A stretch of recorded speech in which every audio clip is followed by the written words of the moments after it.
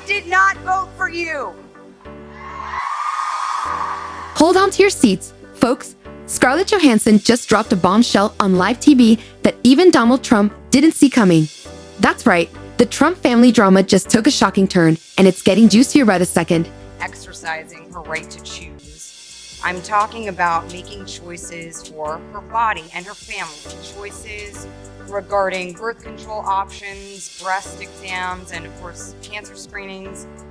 As most of you know, Planned Parenthood has been under attack for many years now for another service they thankfully offer, providing a safe place for legal abortions, should it be the case. Well, look who's back in the spotlight. Donald Trump, the man who somehow turns everything he touches into either pure gold or pure chaos. But this time, it's not just the usual rants. Oh no, this time, Scarlett Johansson has stepped into the ring, and let me tell you, she did not hold back. She delivered the moment we've all been secretly waiting for, exposing Trump live on TV like it was the season final of a reality show. And guess what? She's not alone. Nope. She brought his very own daughter, Ivanka Trump, into the mix. You know, the one who once said she doesn't care if people call her complicit. Buckle up, because this just got interesting. Be able to support you. But first, I ask that you support me. Support my sister. Support my mother.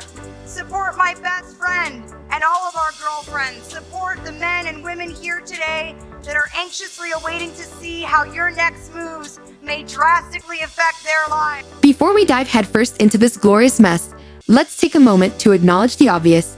Donald Trump is basically a walking disaster movie. There's always a new plot twist, but you just know it's not going to end well.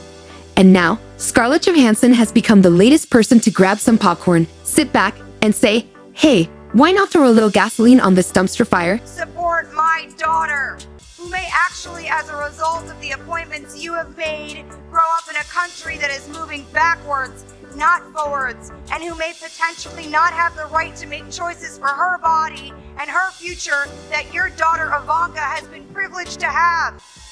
If you're enjoying this, don't forget to subscribe.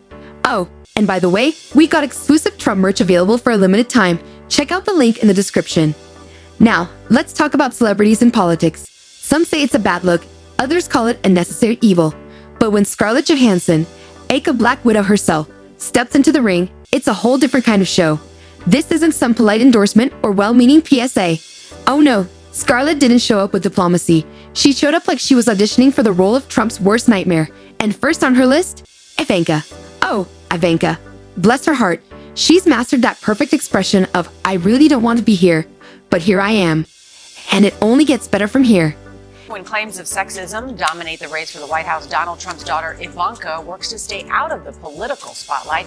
In our conversation, we explore the gender issue and what it means to be a working woman. And even away from the campaign trail, her family is putting its own stamp on Washington. She's been part of the Trump family circus long enough to earn the complicit label, yet somehow, she still carries herself like she's just on a lunch break from the White House. Remember that interview where she casually shrugged off being called complicit? That was her grand rebellious moment, like a teenager saying, I don't care what my parents think, while secretly asking them for gas money. But Scarlett Johansson? Oh, she wasn't having it. She stepped up, not just to call it out, but to stand proudly in front of the whole world, fighting for the women of America in a way Ivanka never did. A woman's right to choose what to do with her body shouldn't just be a woman's rights issue. It's the year 2016, and this is a human rights issue. A woman's right to choose is a deeply personal one and should not be a part of anyone's political platform. It has nothing to do with politics in the slightest. It is about honoring and respecting women and about upholding the law.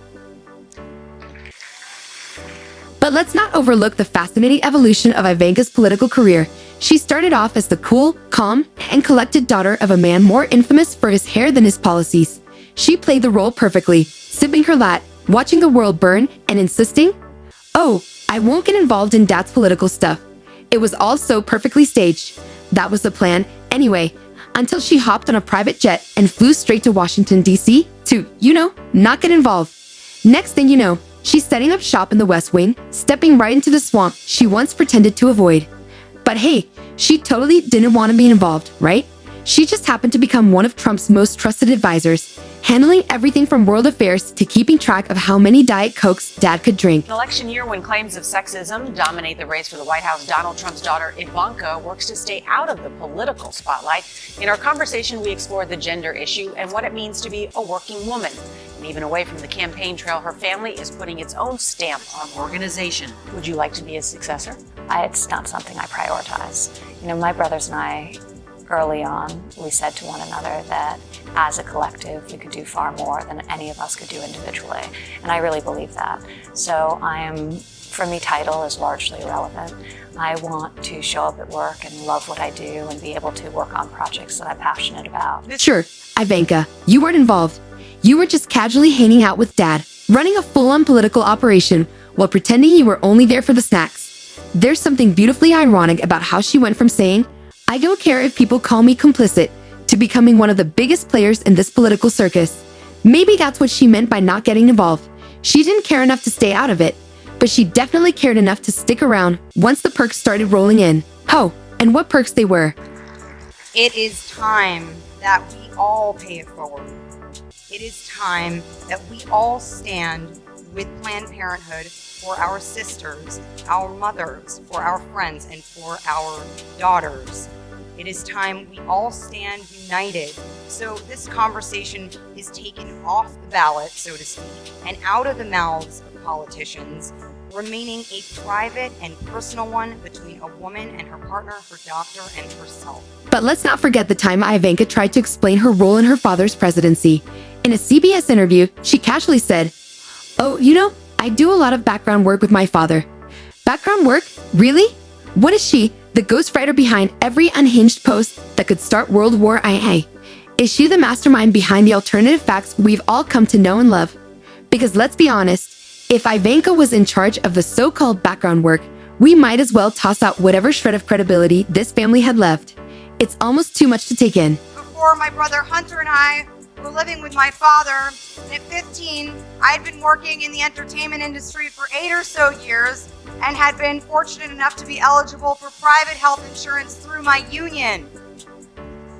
Ivanka, who once acted like she was the best thing to happen to women's rights, suddenly found herself knee-deep in background work. And let's be real, it had nothing to do with actual women's rights.